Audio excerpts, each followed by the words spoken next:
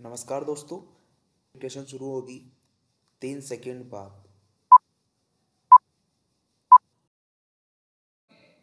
रूस यूक्रेन युद्ध के 24 फरवरी को 2 साल पूरे हो चुके हैं, तो 7 मार्च को इजराइल हमास युद्ध के भी 5 महीने पूरे हो जाएंगे। दोनों युद्धों से दुनिया भर में अर्थव्यवस्था और आपूर्ति श्रृंखला पर असर पड़ा है, लेकिन इन्हें रोकने की अंतर्राष्ट्रीय कोशिशें नहीं के बराबर हो रही है। अमेरिका, ब्रिटेन और यूरोपीय संघ ने हाल ही रूस पर नए प्रतिबंधों का ऐलान जरूर किया है। यह भी ऊंट के मुंह में जीरे से ज़्यादा कुछ नहीं है।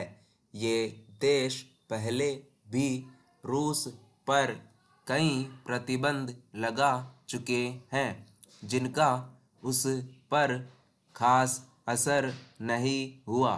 रूस यूक्रेन युद्ध ने दुनिया को 2 धड़ों में बांट रखा है।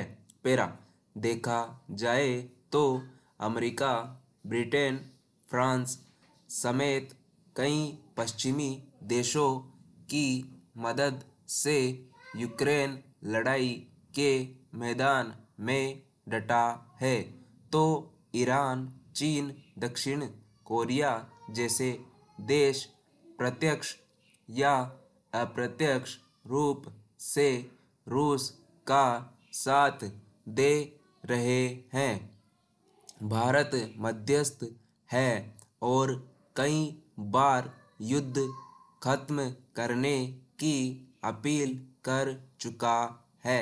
सबसे चिंताजनक पहलू यह है कि युद्ध रोकने के लिए संयुक्त राष्ट्र ने अब तक कोई पहल नहीं की है। युद्ध की शुरुआत के बाद संयुक्त राष्ट्र के महासचिव एंटोनियो गुटेरेस ने मानवता के नाम पर हमले रोकने की अपील की थी।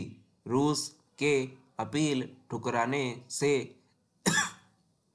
साफ हो गया कि अंतर्राष्ट्रीय व्यवस्था बनाए रखने में संयुक्त राष्ट्र कितना शक्तिहीन हो चुका है। दूसरे विश्व युद्ध के बाद इस संगठन की स्थापना दुनिया में शांति और सुरक्षा सुनिश्चित करने के मकसद से की गई थी। इस मोर्चे पर इसकी भूमिका हमेशा सवालों के घेरे में रही है। यूएन के गठन के 10 साल बाद ही अमेरिका वियतनाम युद्ध हुआ, जो 10 साल चला।